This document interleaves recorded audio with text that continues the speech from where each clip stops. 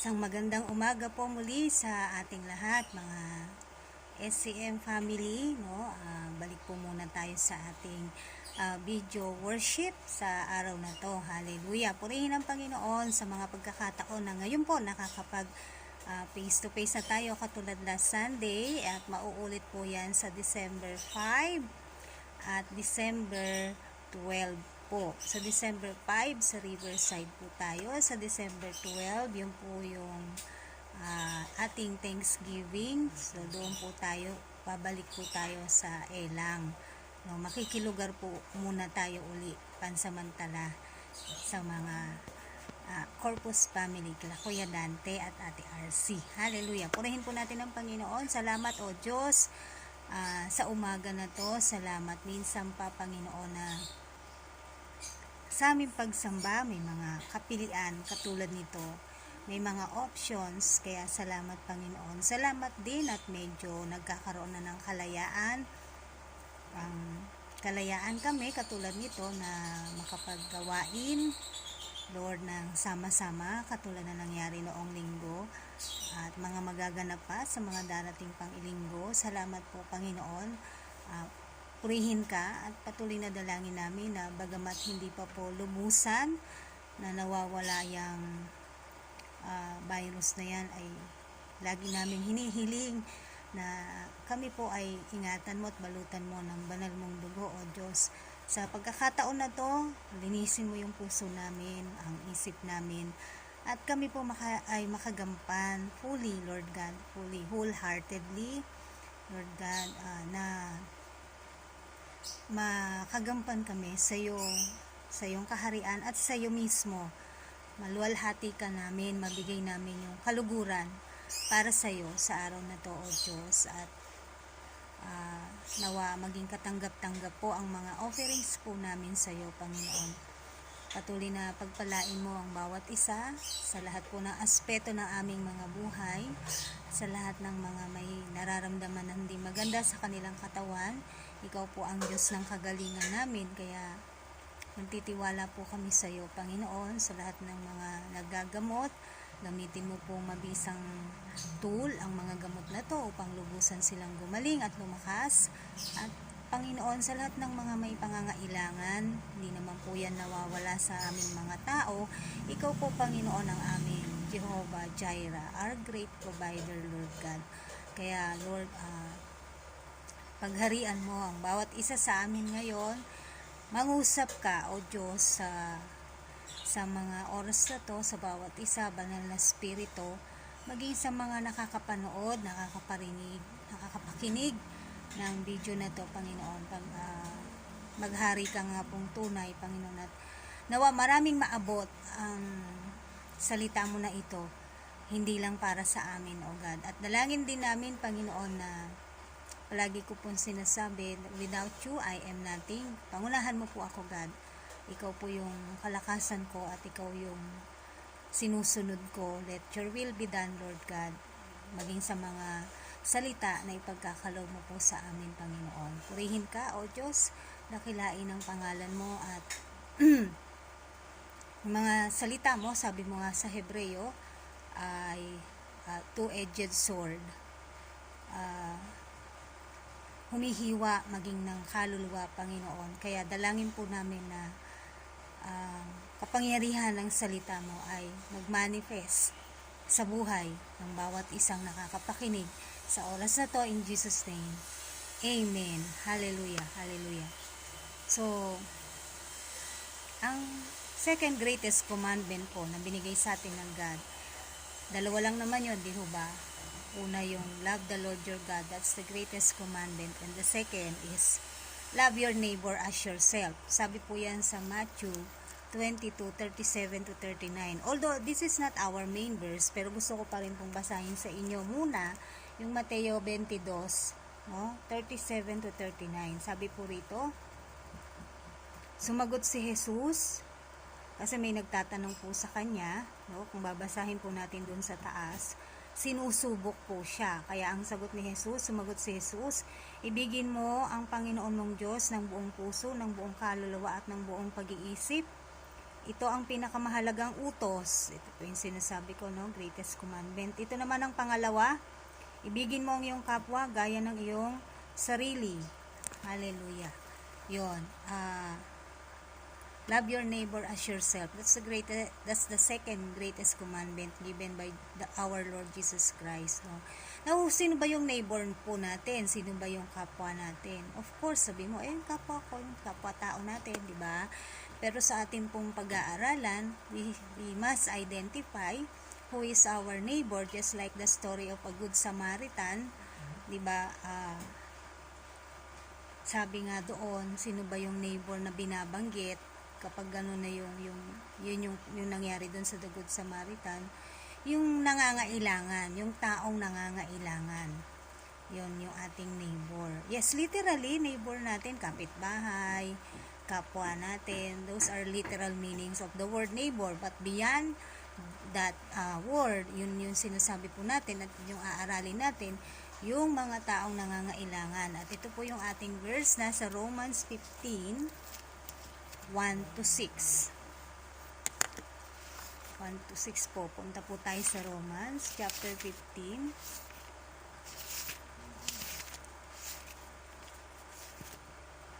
Ayan. Buksan niyo po ang inyong mga Biblia. Basahin po natin. Dapat pagtiisan nating malalakas, excuse me, ang mahihina sa pananampalataya at huwag ang sariling kasiyahan lamang ang isipin. Bigyan natin ng kasiyahan ang ating kapwa kung ikabubuti niya, upang lumakas ang kanyang pananampalataya. Si Kristo man ay hindi naghangad ng sariling kasiyahan, kundi ayon sa nasusulat, sa pag-aalipusta nila sa iyo, ako ang inalipusta. Ano mang nasa kasulatan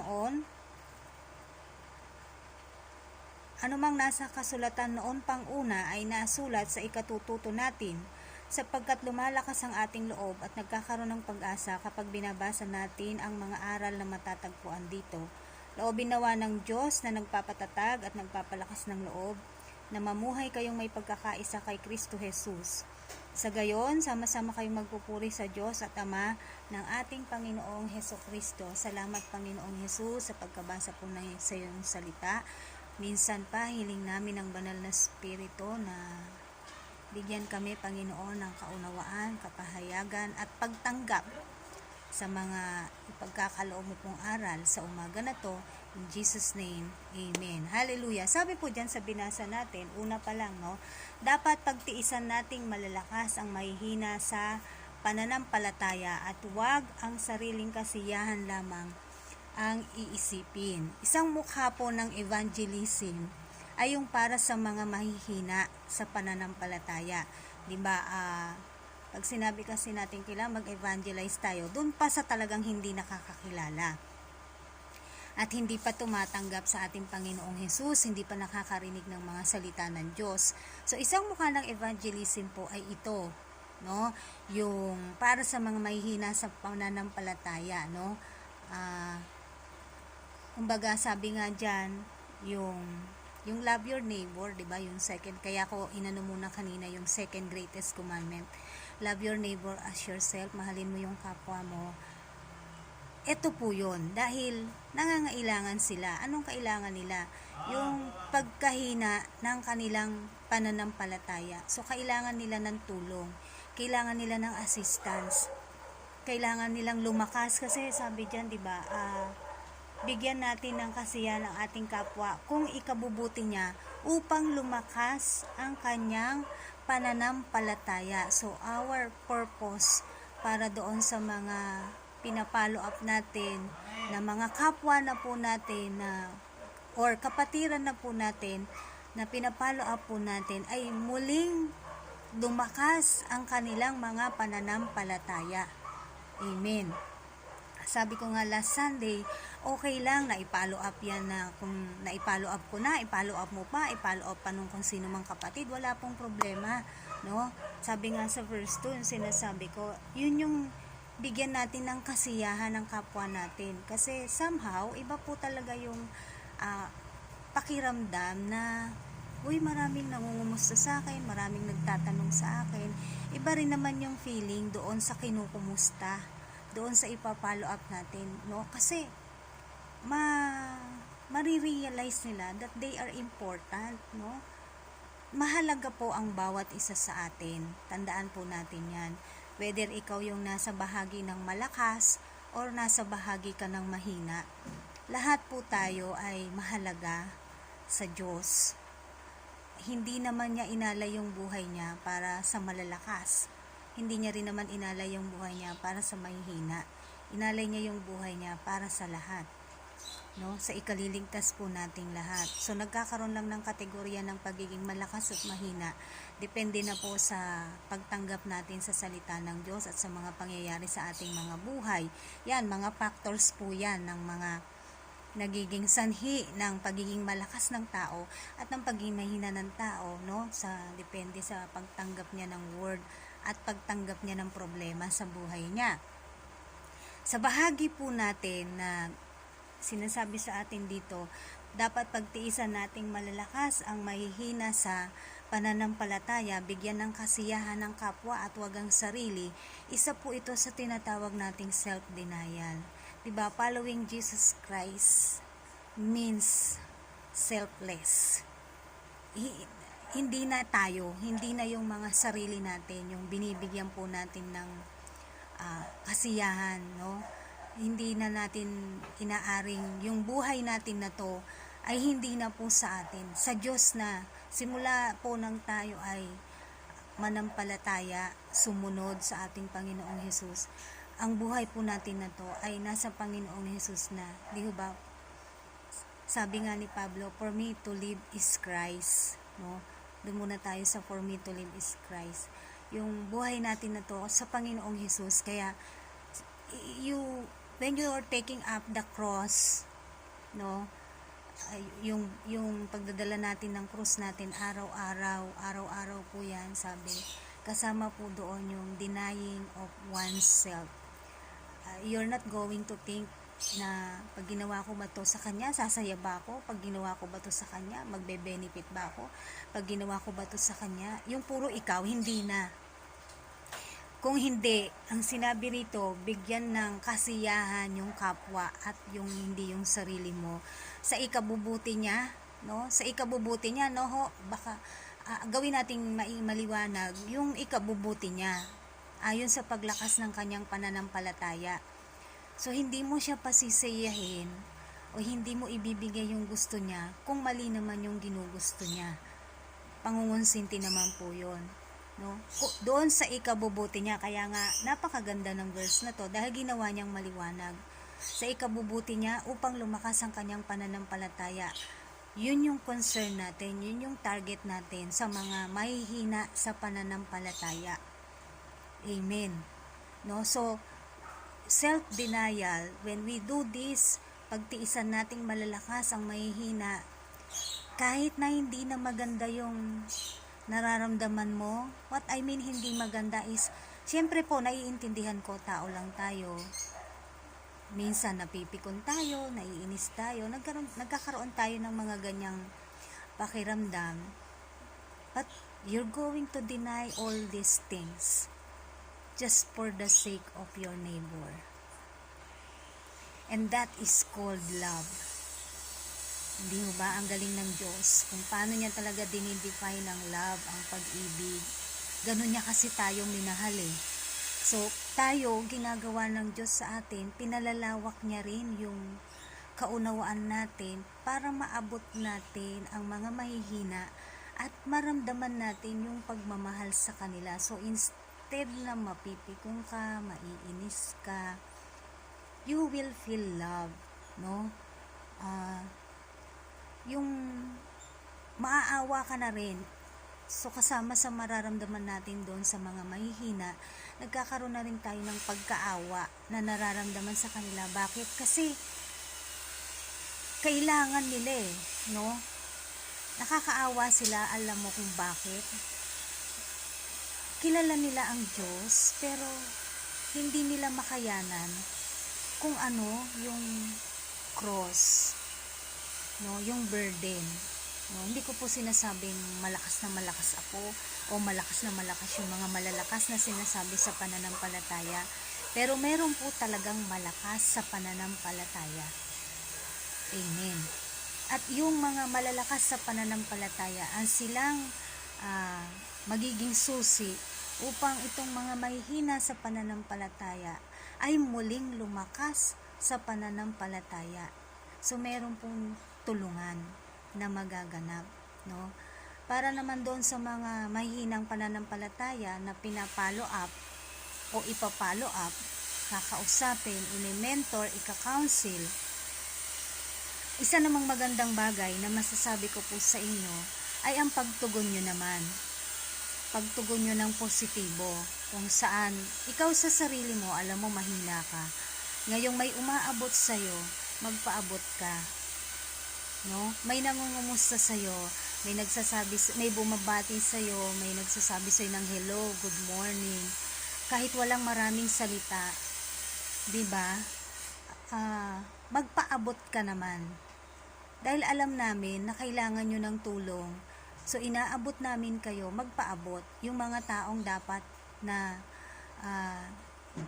yung mahihina sa pananampalataya, yun yung pinakamagandang magagawa po ninyo para magkaroon ng effectivity yung ginagawa ng malalakas. Kasi what's the use na malalakas nga, kunwari, what's the use na malalakas nga kami, tapos nangaabot kami ng mahihina, ito namang mahihina, ayaw namang magpaabot, ayaw namang makipag-usap, ayaw namang magsabi, so wala din. Tandaan nyo to, hindi magiging matagumpay ang lahat kung hindi po makikipag-cooperate yung mahihina. Kaya kailangan, kung kinakausap ka na, nilalapitan ka na, mini-message ka na, magpaabot ka. And one more thing, it's a manner. When somebody is waving hello to you, manner po yun eh. Kasama po sa inaaral natin dito ay yung good mannerism na tumugon ka naman. 'Di ba? Kumbaga, you have to be thankful because there is someone na nag-iisip sa'yo, there is someone na treating you special, there is someone na nagkaroon ng panahon para sa'yo dahil hindi mo naman alam na napakaabala din naman ng mga tao na to.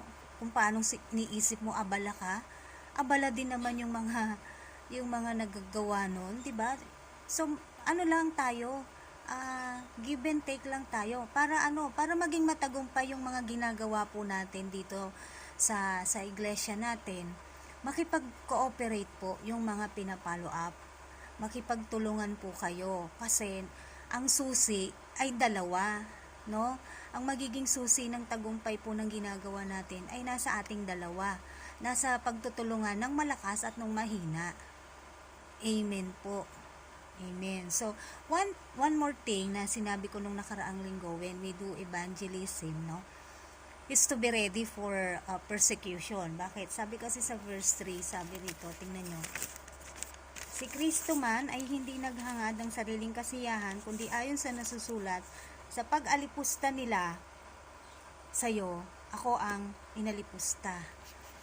So, amen. So, when we are persecuted, nakokomfort ako sa ng God sa mga salita niya na katulad nito, sa pag-alipusta nila sa'yo, ako ang inalipusta. So, parang, although masaya ako dahil doon, diba, na indirectly, hindi talaga ako yung tinitira, pero ang Diyos. Pero nalulungkot din naman ako. Bakit? Kasi naaalipusta ang Diyos natin, no? Na nape-persecute ang God natin. Kumbaga, wala na siya doon sa krus ng Kalbaryo.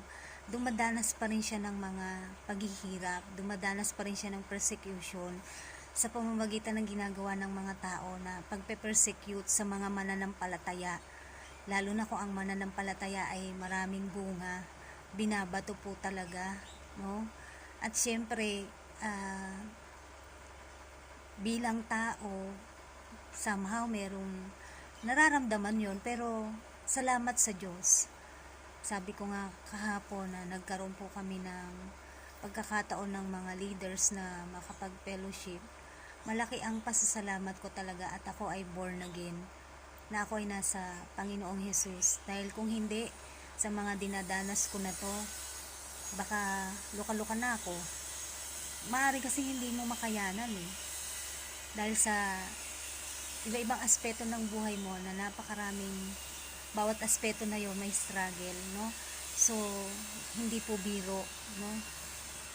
Yan. Kaya, maging handa po tayo sa mga persecution. Anyway, sabi nga mapalad, sabi sa Mateo, di ba, mapalad ang mga taong inaalipusta ng dahil sa akin, sabi ng Panginoong Hesus yan. Kaya, we are blessed. Amen. So, this is one of our duty po, no, mga kapatid, na pagtiisan natin yung mga malalakas, yung mga mahihina. Pagtiisan natin, palakasin natin, at huwag bigyan ng kasiyahan ng ating mga sarili. So, kailangan po natin silang unawain, abutin, no? Kailangan nating malaman bakit, anong problema, ano yung nagiging sanhi, bakit nagkakaroon ng panghihina, ng panlalamig. Sunod-sunod na po kasi yan eh. Once mahina ka, malamig ka. Ganun lang naman yun eh. Kaya ka nga mahina kasi nanlamig ka na. No? Kaya, panawagan ko at nagpagawa ako ng kung na-send ko na po ito sa mga Jesus natin, nagpagawa ako ng poster kay Kate na let's talk. Gusto nyo ng kausap, no? Meron kayong mga dinadala behind you na hindi mo maibulalas. Kasi isang bagay po yun, bakit hindi ka nakagagampan, hindi ka nakakapaglingkod, ayaw mo halos sumamba, ayaw mo halos sumunod, kahit na alam mong Kristiyano ka. Isang bagay yun, meron kang tinatago. Meron kang ginagawa na hindi mo magawa openly, publicly. Bakit? Yun yung alamin natin. Nag-o-open po ako ngayon, no, na magbukas kayo. Nagbubukas ako ng pinto for just a mere talk. Huwag kayong mag-alala. Wala tayong pag-uusapang iba. Magkukwentuhan lang tayo. Alam niyo kung anong mahalaga? Mai-release. Maibulalas mo, mailabas mo, na magkatulungan tayo. Diba? Na kung ano man yung struggle mo sa sarili mo, struggle mo sa buhay mo, ilabas mo yan, kapatid. Huwag mong hayaan na pilit mo yung tinatago. Hindi mo sinasabihan ng kahit sino, where in fact, kailangan mo na ng tulong, ayaw mo humingi ng tulong. Ito po kasi ang mahirap sa isang tao, lalo na sa Kristiyano. Mahirap aminin na kailangan niya ng tulong. Kahit alam niya sa sarili niya na kailangan niya ng tulong. Denial, self-denial na hindi niya kailangan ng tulong. Na okay lang yung mga ginagawa niya. May pinost ako doon sa family natin sa FB. Sabi ni Paul Washer, I challenge you, no, na kung ilang oras yung ginugugol mo on your screen time means yung paggamit mo ng gadget, cellphone, social media, whatever, basta screen time. I challenge you, ilang oras mong ginugugol ang panahon mo, ang oras mo sa screen time and in your prayer time. You challenge yourself. And by this time, kahit ngayon din, alam ko kaya nyo sagutin yung tanong na yan. Ilang oras ang ginugugol mo screen time compared to your prayer time. So, isang nagiging kahinaan ng mananampalataya ay yung kulang sa panalangin. Bakit? Nag-uubos ng oras, screen time. Sabi, wala akong oras, abala ako, pero tingnan mo, very active sa kung saan na yun na yun, no? You can tell by yourself, you can say it by yourself na yun na nga yun. Kahit ngayon masasagot na yun. Ilang oras ang ginugugol nyo sa paggamit ng cellphone ninyo kumpara sa pagkakaroon nyo ng prayer time. At yun yung nakakalungkot doon. At yun yung dapat nyong ma-realize kung bakit nanghihina ka ay dahil kulang ka. No? Kulang ka sa panalangin. Remember, prayer is our backbone. Tumatayo ang mananampalataya, tumatayo ang iglesia dahil sa panalangin. Kasi yun yung pakikipag-usap natin sa Diyos. So kung kulang yung pakikipag-ugnayan mo sa Diyos, and what do you expect? Tama po ba? So mga kapatid, yung mga nangangailangan ng tulong, makipagkwentuhan po kayo sa akin. Hindi man kayo sabay-sabay, no, i-schedule natin. Wala pong tayong problema dyan. Gagawan po natin ng oras. Kaya nagbukas ako uli kasi dati nag-post ako na magkakaroon tayo ng counseling. Walang nagpapa-counseling. Sabi ko, nalulungkot ako kasi alam ko may problema ka, hindi ka nagsasabi. Kailangan mo ng tulong, hindi ka nagpapatulong. Alam ko naman po yun because I feel that family tayo I discern that kahit hindi po tayo magkakasama, no? So pinost ko yun May pa this year. At walang nag-react, walang wala talaga, wala. Tapos ngayon, uulitin ko, no? But I will not do counseling. Makikipagkwentuhan lang ako, no? Magkwentuhan lang tayo. Pwede ko rin ikwento sa'yo ano yung bigat ng puso ko, yung lungkot ko, no? Ganon. Let's just have casual conversation. So inaanyayahan ko po kayo na better to open kasi minsan sasabog ka talaga pag wala kang kausap, hindi mo na ibubulalas yung laman ng dibdib mo, yung 'di ba, yung pain, no? Kailangan mailabas what's inside of us. Amen. So yun, kaya nga sabi ko last Sunday din, ayusin muna po natin yung loob. Marami po tayong mga magiging pagbabago, especially for the year 2022. And I thank God for the revelations, no, na binibigay niya na sa amin. Alam ko, nangungusap ang Diyos, kaya naman dinadalangin po namin talaga na yung cooperation ng bawat isa po, no? Nakikisuyo na po ako sa inyo, nakikiusap na makipag-cooperate po ang lahat. Amen. So, lahat ng tumanggap na, lahat ng kumilala na sa Panginoong Hesus, pero kulang pa din, mahina sa pananampalataya. Kayo po yung mga sinasabi namin na hindi kasi natatapos siya sa pagtanggap lang. Hindi, okay na, tinanggap ko na yung Panginoong Hesus, hindi siya natatapos doon. Hopefully, no, binabasa nyo yung mga post ko sa SCM. Kaya ko yun doon pinopost para maraming makabasa. Isa sa naging latest post ko doon yung sa Repent, for the kingdom of God is at hand. No, mababasa nyo po doon. Hindi siya natatapos sa tinanggap mo lang yung Panginoong Hesus. There must be repentance. There must be a change in your life. There must be, alam mo yun, there must be maturity. May proseso, may magpagbabago, hindi siya yung, tinanggap, nagpray tayo ng pagtanggap, tapos na, okay na ako, tinanggap ko na ang Panginoon. Hindi po siya natatapos doon. Repentance po is really a 360-degree turn. Hindi siya yung, sorry Lord, tapos ginagawa mo rin naman uli. Hindi po siya ganon.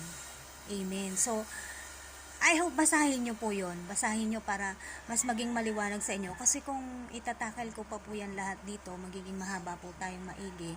No? So, sa mga lahat ng tumanggap lang muna at nakakakilala lang muna, pero walang commitment, walang paglilingkod na ginagawa, walang pagkilos, kayo po yung tinatawagan ko na please cooperate with us.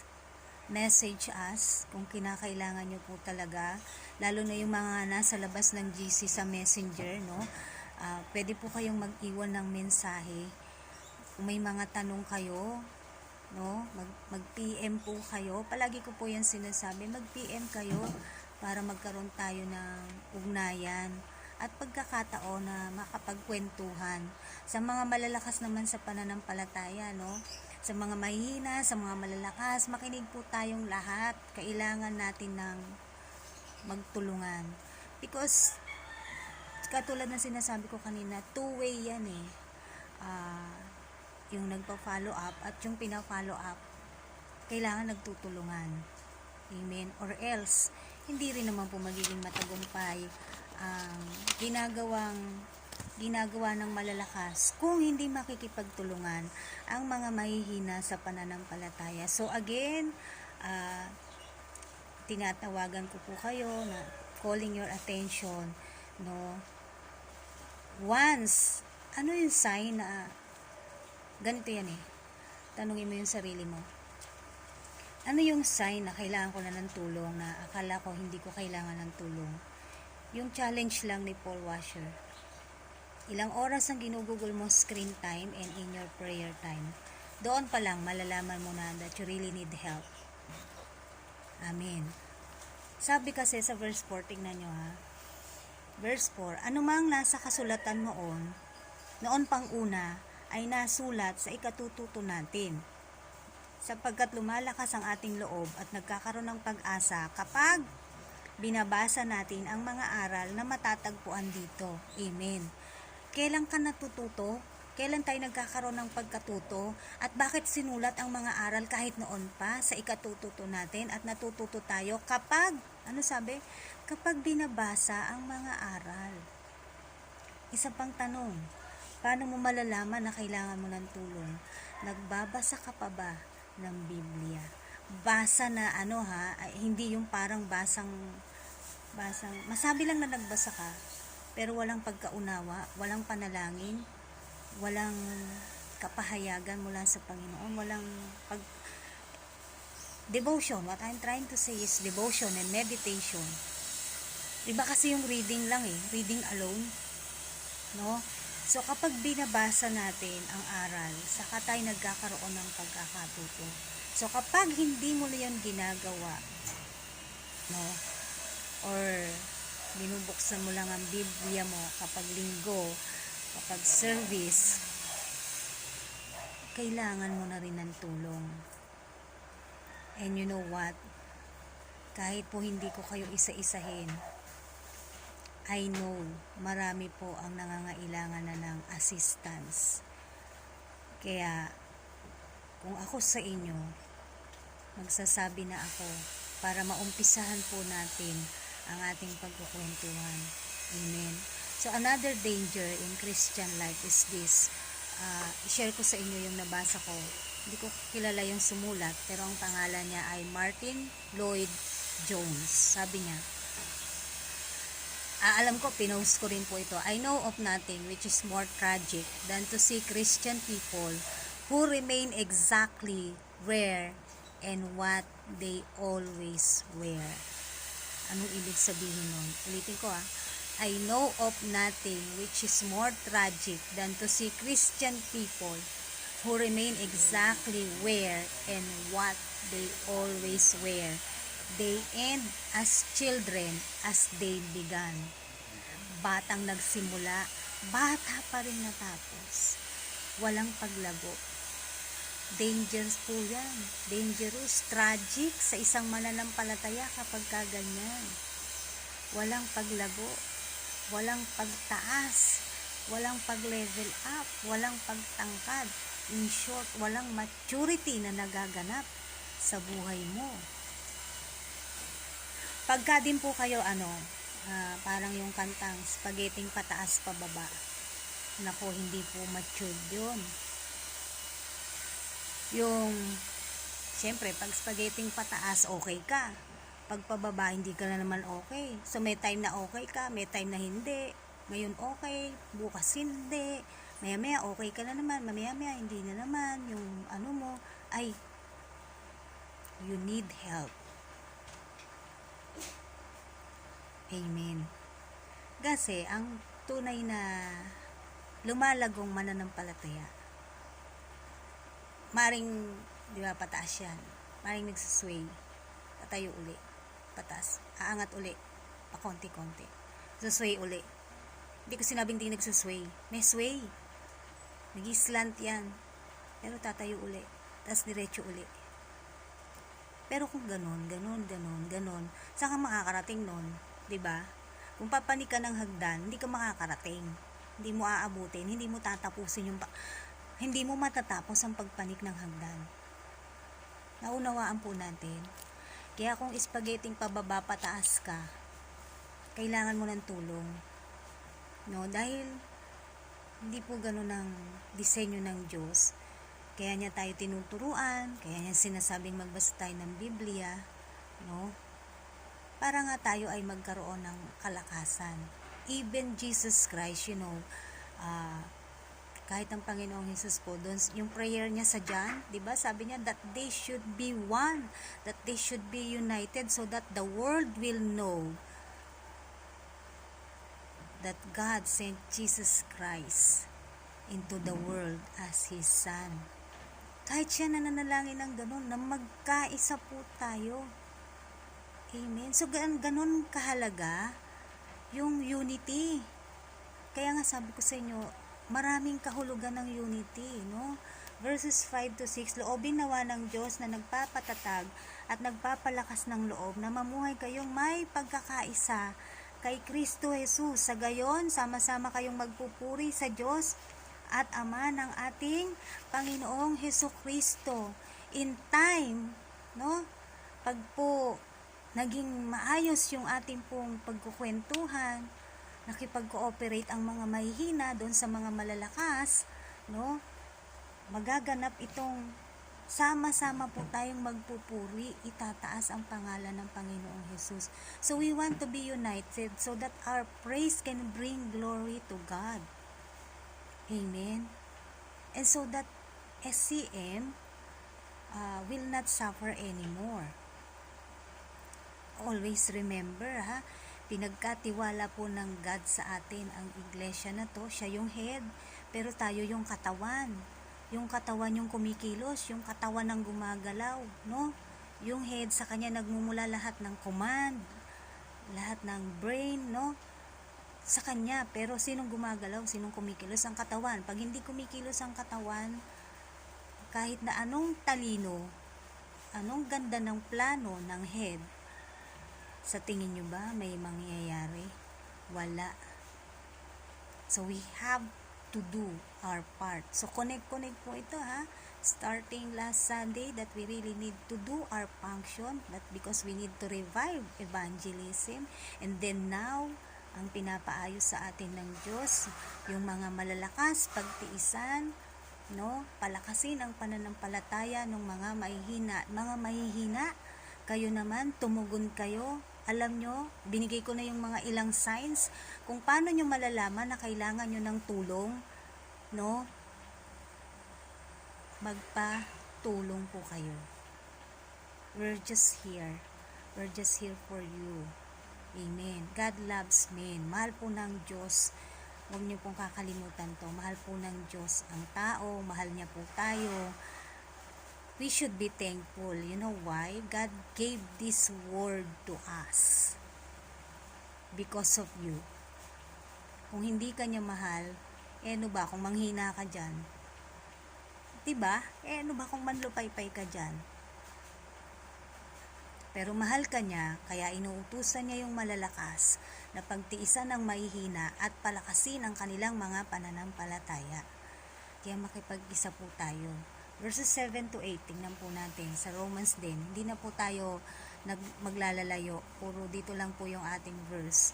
Kung paanong kayo'y malugod na tinanggap ni Kristo, gayon din ang gawin ninyo sa isa't isa upang maparangalan ninyo ang Diyos. Sinasabi ko sa inyo, si Kristo'y naging lingkod ng mga Hudyo upang ipakilala na tapat ang Diyos at tinutupad ang mga pangako niya sa mga patriarka. Kasama na dyan yung mga hintil.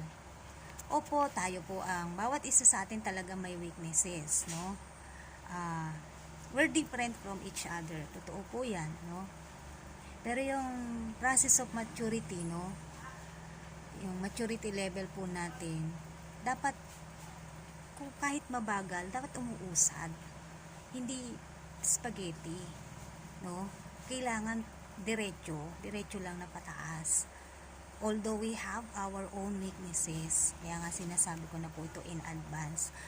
Para sa gayon, ito na po yung solusyon na binibigay ng Diyos sa atin. Ito na po yung kaparaanan na binibigay ng Diyos sa ating lahat. So we have to take part of it.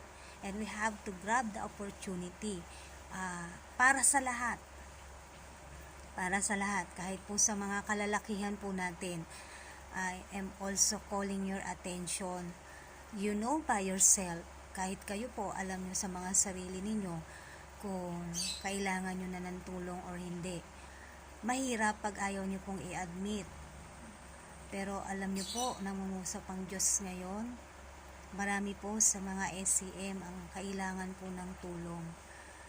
No? Magpaabot na po tayo. I can mention names, but I will not do that. No? Hindi ko po gagawin.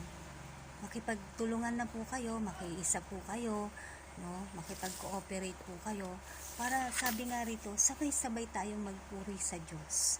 Amen. Verse 13, ang Diyos na nagbibigay sa atin ng pag-asa na magkaloob nawa sa inyo ng kagalakan at kapayapaan sa pananalig upang sumagana kayo sa pag-asa sa pamamagitan ng kapangyarihan ng Espiritu Santo. Amen. So, ito po'y para sa ating lahat, para sa malalakas, para sa mga mahihina. Bakit? Ang Diyos po ang ating pag-asa. Pag-asa nating lahat ay ang Panginoong Diyos po natin. Na nawa, itong gagawin natin na to, maging kagalakan din sa inyo at ma-at peace kayo. Di ba pag once na, na-release ko na, you are at peace eh. Parang, yes, na-open ko na. Nabuksan ko na yung puso ko, nasabi ko na sa Kanya kung ano yung dapat kong sabihin. Now you are at peace. No? That's why we're praying each other. No? Kaya po natin ginagawa yan. No? Na napakahalaga na meron pong mga nananalangin po para sa atin. No? Para ma-reach out po namin kayo. Kasi, iba kasi pagka kayo po yung, alam mo yon, by yourself, you admit humbly. Maganda kasi yung ikaw mismo sa sarili mo, you are humbling yourself in the presence of God. Amen. So, let's take our part, let's do our part, mga kapatid, no? At alam nyo, pagdating ng panahon, pag nakipag-cooperate po kayo at lumakas na kayo sa pananampalataya ninyo, you will be a very good testimony, no, to others. Tapos kayo naman ang magpapalakas sa iba uli, sa mga mahihina naman na iba. So magagamit din kayo ng Diyos. So there's a victory pag tayo po ay nagkaroon ng pagtutulungan. Amen. Mananagumpay po tayo. Amen. Verses 18 to 19 ng Roma 15, sapagkat ang pinangangahasan ko lamang banggitin ay ang mga ginawa ni Kristo upang maakit ang mga hentil sa pamamagitan ng aking mga salita at gawa, sa tulong ng mga tanda at kababalaghan at sa kapangyarihan ng Espiritu Santo.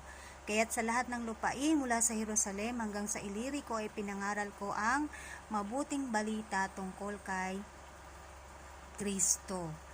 Amen. So, tingnan po natin ito na talagang si Pablo, sabi niya nga, pinangangahasan niya lang banggitin ay yung ginawa ni Kristo sa buhay niya. Same as true with me. Ang pinangangahasan ko lang pong ikwento din sa inyo ay kung ano yung ginagawa ng Diyos, ginawa ng Diyos at ginagawa ng Diyos sa buhay ko, sa buhay ng pamilya ko. No? Kasi yun yung buhay na patotoo. Patungkol sa Diyos. Yun yung talagang pag sinabi kasing miracle, di ba, parang isip natin agad yung patay na buhay. Yes, that is a miracle. Pero yung, alam mo bang milagro yung imposible, naging posible dahil sa Diyos. Milagro yun eh. Amen? So marami po tayong mga patotoong ganyan. Marami tayong maibabahaging ganyan. Yung mga imposible, naging imposible dahil sa Diyos. So yun yung mga pinapangahasan lang din naman natin na banggitin, no? So sa verse 20, ang hangad ko'y, sabi ni Pablo, ang hangad ko'y ipangaral ito sa mga dakong hindi pa kilala si Kristo, upang hindi ako mangaral sa napangaralan na ng iba. Take note. Una, maging katulad tayo ni Pablo na talagang hangad ay makapangaral ng salita ng Diyos doon sa mga hindi pa nakakapakinig, no? So kapag ka meron na, ayan, upang hindi ko na mapangaralan yung napangaralan na ng iba. Meron na kasi sila, doon na sila. Amen. So tayo, with due respect with other churches and with other pastors, kaya naman din po tayo nagkakaroon ng mga grupo-grupo kahit po sa Messenger, yung mga GC natin, no? Siyempre, ang layunin talaga noon ay maibahagi ang salita sa inyo at kayo ay maging kapamilya. Meron belongingness talaga po dapat ang mananampalataya. Kung dito ka, dito ka. Kung sa iba ka, sa iba ka. Kung ang nangaral sa iyo ay iba at doon ka tinawag ng Diyos, sa iba ka. Pero kung dito ka nakapakinig ng pangangaral ng Diyos, dito ka nilagay ng Diyos, dito ka inumpisahan ng Diyos, dito ka, kapatid. Isang bagay talaga na kaya rin natin pinapangaral, kaya ang SCM nangangaral ay para dumami at para makakuha nga ng kaluluwa dahil yun ang utos ng Diyos. Kaya tingnan nyo si Pablo, para hindi ko na mapangaralan yung iba, no? Kasi respeto yun eh, no? At respetuhin din po natin ang SCM. Kung sa SCM ka, sa SCM ka. Kung sa iba ka na lang. Wala tayong pag-uusapan doon. Wala tayong problema po doon. Dahil isang bagay, kaya po kami rin nagbabahagi ng salita ng Diyos, ay para maging kapatid po namin kayo. Dito kayo makasama sa pamilya na to. Amen. So, ang buhay po nating mga Kristiyano, leading others to Jesus and glorifying God, are what living for Jesus is all about. Yun po talaga yung buhay natin. We have to lead others to Jesus and glorify God. No? Yun po talaga yung pamumuhay ng mga mananampalataya sa presensya ng ating Panginoong Yesus. Kaya po natin itong ginagawa. Amen. Dalangin ko po ay marami po kayong naging kaliwanagan sa araw na to at umaasa po ako na meron na pong tutugon para dun sa panawagan po ng ating iglesia sa lahat po ng nangangailangan, sa lahat ng mahihina sa pananampalataya. Alam mo kapatid, mas okay na yung aminin mong mahina ka kaysa magyabang ka na okay ka lang pero hindi ka talaga okay. Kasi you can evaluate yourself.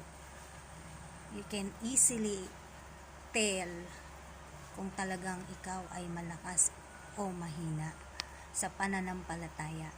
Sa aspeto na yan, masasabi mo kahit ngayon kung malakas ka o mahina ka. Again, ano ang mga maaaring sign kung paano mo masasabing kailangan mo na ng tulong? Una, yung screen time mo and your prayer time, no? Pangalawa, yung pagbabasa mo, 'di ba? Nagbabasa ka pa. Pangatlo, wala ka ng excitement sa pagsamba. Wala ng effort. Pilit na pilit. Hinahatak ka pa para lang makausap ka. Kulang na lang, lumuhod kami sa inyong harapan para lang makausap kayo. So, that's the signs. Kapatid, kailangan mo ng tulong. Kailangan nyo po ng tulong magpaabot ang mga magpapaabot. Magkwentuhan po tayo. Bukas na bukas po. Bukas na bukas po ako sa bagay na yan, no? Wala po tayong ibang gagawin. Magkukwentuhan lang po tayo. So, sa poster na pinost ko po, bigyan nyo po yan ng panahon. Basahin nyo po. Bigyan nyo ng panahon. Manalangin kayo sa Diyos at tayo po ay magkaroon ng fellowship with each other. Magtulungan po tayo. Amen? Hallelujah. Manalangin po tayo. Salamat Panginoong Hesus. Salamat sa katuruan. Nawa, God, ang bawat isa ay magkaroon ng paglilimi sa kanilang mga sarili na kailangan po nila ng tulong. Nawa, O Diyos, magtulungan kaming lahat. Nawa, makiisa, Panginoon, hipuin mo ang mga puso nila ngayon. Lahat ng mga mahihina sa pananampalataya. Lahat ng mga nangangailangan ng tulong sa aspeto ng espiritual. Usapin mo po sila, God. Bagabagin mo yung kalooban nila. Huwag mo po silang patahimikin, O Diyos. Ganito na po yung prayer ko, God. Hallelujah. Para po sa aming lahat ito. Hindi lang para sa malalakas, hindi lang naman din para sa mahihina, kung hindi para sa iglesia na pinagkatiwala mo po sa amin. We are the church, kaming mga kalipunan ng mga tao. Kung ang kalipunan ng mga tao ay hindi po, Panginoon, okay, hindi talaga makagagampa ng iglesia ng tama. Kaya dalangin po namin, makipag-cooperate, Lord. Hipuin mo ang lahat, hipuin mo ang bawat isa, maging ang mga kalalakihan, ang mga kabataan, at anumang edad, babae o lalaki, Panginoong Hesus, hipuin mo sa mga oras na to, O Diyos. Hipuin mo kaming lahat. Mangusap ka, Panginoon, sa bawat isa, O God. Nang sa gayon, magkaroon kami ng pagtutulungan. Pinapaabot po namin sa iyo, Lord God, lahat ng mga nanlalamig, lahat ng mga nanlulupaypay, lahat ng mga nangihina, lahat, Panginoon, ng mas marami ang oras sa kanilang screen time compare sa kanilang prayer time. Lahat, Panginoon, ng hindi na nagbabasa ng Biblia, O Diyos. Lahat, Panginoon, ng halos ayaw ng sumamba, halos ayaw ng umaten, halos ayaw ng maglingkod, halos ayaw ng makipag-usap, O Diyos. Hipuin mo silang lahat, Panginoon. Mahal mo po sila, Panginoon. At yung pagmamahal na yon, salamat at inilagay mo sa puso naming malalakas upang sila'y abutin at unawain sa mga oras na to, O God. Kaya naman dalangin po namin, Panginoon, maghari ang pag-ibig sa bawat puso ng mga taga-SCM, Panginoon. Salamat po ng marami sa iyo. Dalangin namin, Panginoon, ang pagkilos ng kapangyarihan ng banal na spirito sa amin pong lahat sa iglesia na to. Hallelujah. Salamat din po sa buhay ni Nanay Peli na nagdiriwang ng kanyang kaarawan sa araw na to at sa lahat ng mga nagdiriwang ng kanilang kaarawan sa buwan po ng Nobyembre. Salamat po sa pagpapala ng buhay na ipinagkaloob mo po sa kanila. Hallelujah. Purihin ka, Panginoong Hesus, dakilain ka. Ito pong aming dalangin sa iyo. In Jesus' name, Amen. Hallelujah. Purihin po ang Panginoon. Minsan pa, inuulit ko po, sa December 5, tayo po ay nasa Riverside. December 12 po, Thanksgiving na po natin. So pag may mga pinopost pong mga announcement sa GC po natin, please take note of it, no? At yun po, mga face-to-face po yung binanggit kong mga service po na yun, no? Salamat po. God bless po sa ating lahat.